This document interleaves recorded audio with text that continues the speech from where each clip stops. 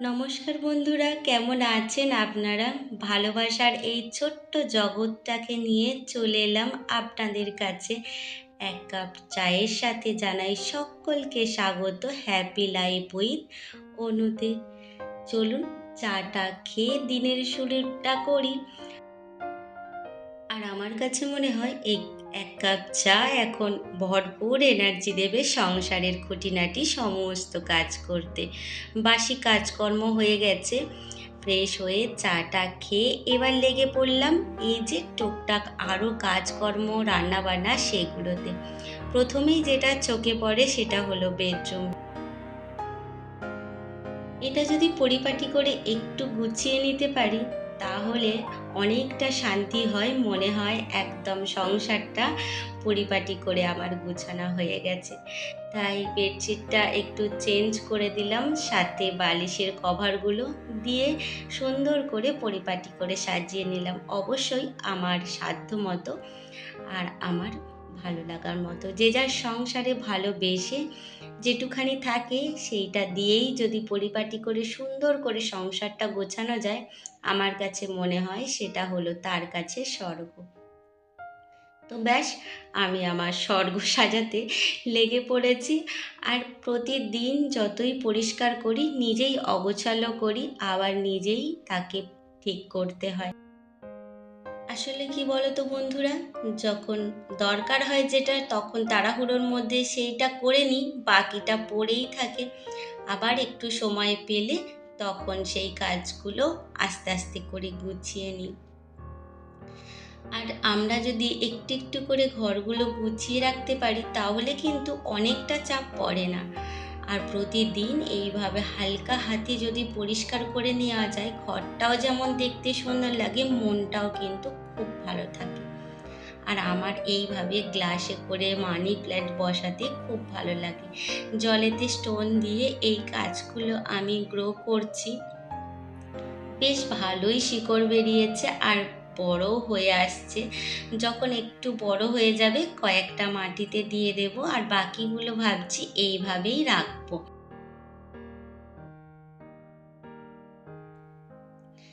আর আমার গাছ খুবই প্রিয়। গাছ ফুল কে না ভালোবাসে বলুন তো?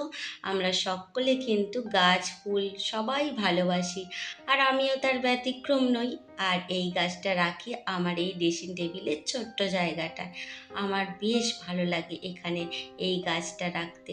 আর দেখুন কেমন জামা কাপড়ের স্তূপ নিয়ে এসে গেলাম। মনে হচ্ছে এই জামা কাপড়ের স্তূপের মধ্যে আমি বুঝি ঢাকা পড়ে যাব।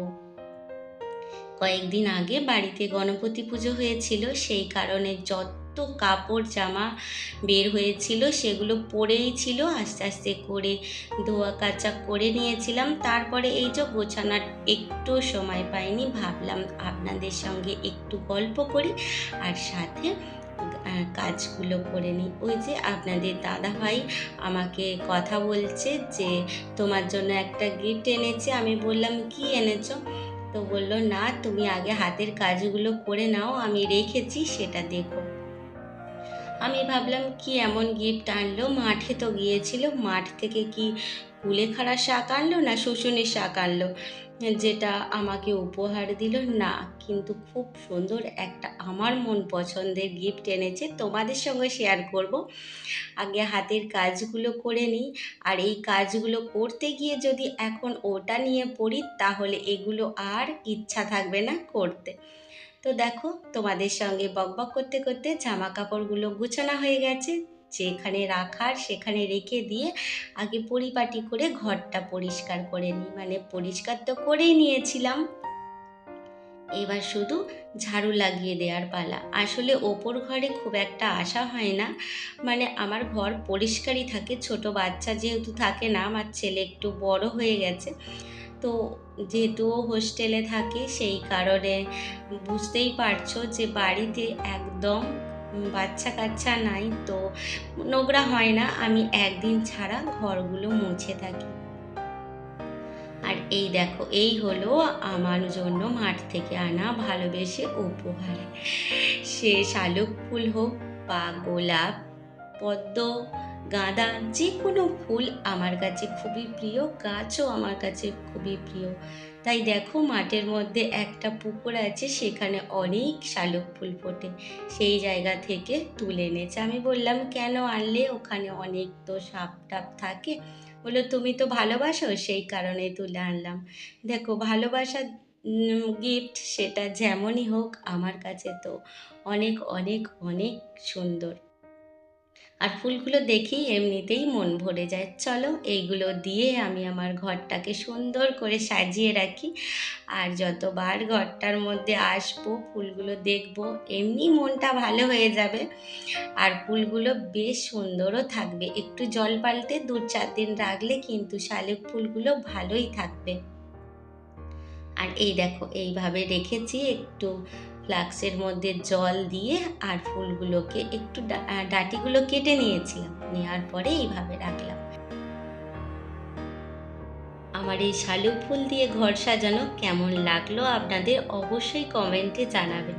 চলুন, এবার তো রান্না করতেই হবে, কেননা সময় মতো না রান্না করতে পারলে সকলের পেটেই ইঁদুর দৌড়াবে। এরই মধ্যে টিফিন খেয়ে নিয়ে আনাজপত্র কেটে একবারে রান্নার কাজে চলে এসেছি। এগুলো হচ্ছে কাঁকরোল আর আলু ভেজে নেব। আজকে বিশেষ কিছু রান্না না, আজকে করে নেব কাঁকরোল আলু ভাজা, আর করে নেব চিকেন, যেটা থাকলে আর অন্য কোনো তরকারির মনে হয় না যে প্রয়োজন পড়ে।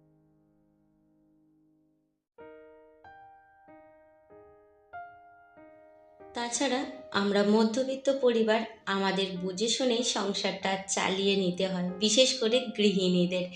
তাই আমরা চেষ্টা করি যে একটা কিছু হেভি রান্না করলে তার সাথে একটু ভাজাভুজি থাকলেই হয়ে যায়। তাই আজকে চিকেনের সাথে সামান্য একটু ভাজা আর করে নিয়েছিলাম পাঁপড় ভাজা। তো ব্যাস, এই দিয়ে আজকে দুপুরের মধ্যবিত্তের লাঞ্চটা হয়ে যাবে। যাই হোক, আমার যেহেতু রেসিপি চ্যানেল নয়, তাই আমি রান্নাটা সেইভাবে আপনাদের সঙ্গে শেয়ার করতে পারলাম না। আর যদি কোনো সময় ভালো লাগে, অবশ্যই শেয়ার করব যে আমি কিভাবে চিকেনটা করে থাকি। খুব সুন্দর করে ইয়ামি করে কষা করে নিয়েছি। অবশ্যই একটু আলু আর ঝোল করে নেব।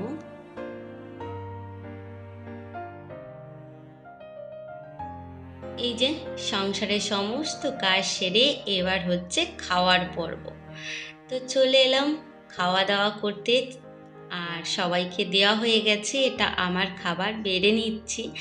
আর এই যে পাঁপড় ভাজা করেছিলাম বললাম, পাঁপড় ভাজা, কাঁকরোল আলু ভাজা, আর হলো চিকেন। এই হলো আজকের মধ্যবিত্তের লাঞ্চ থালি।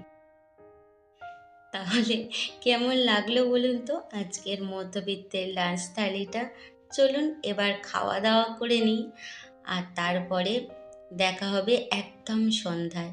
কেননা সারা বিকেলে আমি অনেক কাজ করেছি, যেগুলো আর শেয়ার করতে আপনাদের সঙ্গে পারিনি। কাজ বলতে ওই যে আমার পছন্দের কাজ, গাছ পরিচর্যা করা, সেটাও একদিন আপনাদের সঙ্গে অবশ্যই শেয়ার করব। আর এটা হলো সন্ধ্যাবেলায়, দেখেছেন গ্রামের সন্ধ্যা মানেই চারিদিকে অন্ধকার আর ঝিঝি পোকার ডাক, এই নিয়েই গ্রাম।